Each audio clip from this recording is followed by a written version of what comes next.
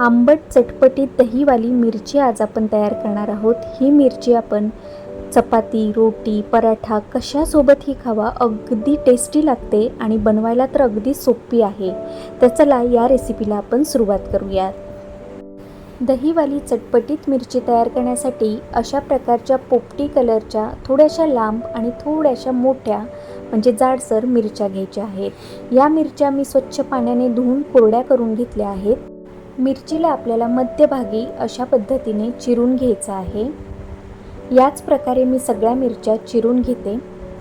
या मिरच्या चवीला खूप छान लागतात, म्हणून तुम्ही या मिरच्या नक्की वापरा। यापेक्षा थोड्याशा जाडसर सुद्धा मिरच्या भेटतात, त्याही तुम्ही नक्की वापरू शकता। तर आता दहीवाली चटपटीत मिरची तयार करण्यासाठीचा मसाला तयार करूयात। खलबत्त्यामध्ये 1 चमचा धने, अर्धा चमचा बडीशेप, 5 ते 6 मिरे आणि अर्धा चमचा जिरे घालून याला जाडसर असे कुटून घ्यायचे आहे। दहीवाली चटपटीत मिरची तयार करण्यासाठी हा मसाला तुम्ही नक्की तयार करा। या मसाल्यामुळे मिरचीची टेस्ट अगदी एन्हान्स होते। तर इथे तुम्ही पाहू शकता आपला मसाला जो आहे तो तयार झाला आहे। गॅसवर पॅन ठेवलेला आहे आणि पॅनमध्ये 1 चमचा मोहरीचे तेल घातले आहे।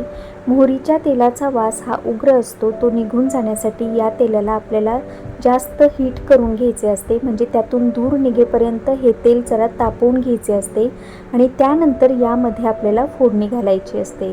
तर फोडणीसाठी इथे मी अर्धा चमचा मोहरी घातली आहे। मोहरी छान तडतडली की त्यामध्ये हिंग घातलेले आहे आणि त्यानंतर यामध्ये आपण मिरच्या घातलेल्या आहेत आणि या मिरच्या 2 ते 3 मिनिटं सतत परतून घेतलेल्या आहेत। मिरच्या छान मऊ झाल्या की यामध्ये आपण पाव चमचा हळद घालूयात, अर्धा चमचा लाल तिखट घालूयात आणि खलबत्त्यामध्ये कुटून घेतलेला जो मसाला आहे तो घालूयात। 1 चमचा आमचूर पावडर घालूयात, चवीनुसार मीठ घालूयात आणि या सगळ्या मसाल्यांचे कोटिंग या मिरचीला लागेपर्यंत आपण याला 2 ते 3 मिनिटं मंद आचेवर सतत परतत राहूयात। मिरचीला छान मसाल्यांचे कोटिंग आले की यामध्ये आपण अर्धा वाटी फेटून घेतलेले दही घालूयात आणि थोडेसे पाणी घालून या मिरचीला दह्यासोबत व्यवस्थित परतून घेऊयात। मिरचीमध्ये अर्धा वाटी दही आणि थोडेसे पाणी घातल्यानंतर या मिरचीमध्ये पाणी जास्त झाल्यासारखे वाटते, पण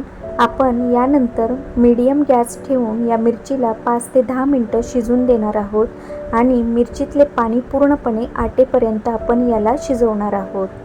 तर इथे तुम्ही पाहू शकता मिरचीमधले जे पाणी आहे ते पूर्णपणे आटले आहे आणि या पद्धतीने आपली दहीवाली चटपटीत मिरची बनून तयार झाली आहे। तुम्हाला जर मिरचीमध्ये थोडेसे पाणी हवे असेल किंवा ग्रेव्ही हवी असेल तर तुम्ही यामध्ये पाणी ठेवू शकता। तर या पद्धतीने तुम्ही सुद्धा दहीवाली चटपटीत मिरची नक्की करून पहा। तोंडी लावण्यासाठी अगदी परफेक्ट रेसिपी आहे, तर तुम्ही नक्की करून पहा। आजची रेसिपी कशी वाटली हे कमेंट करून नक्की सांगा। व्हिडिओ आवडल्यास व्हिडिओला लाईक करा, शेअर करा आणि सबस्क्राईब करा। पुन्हा आपण लवकरच भेटूयात नवीन रेसिपीसोबत। तोपर्यंत टेक केअर, बाय बाय।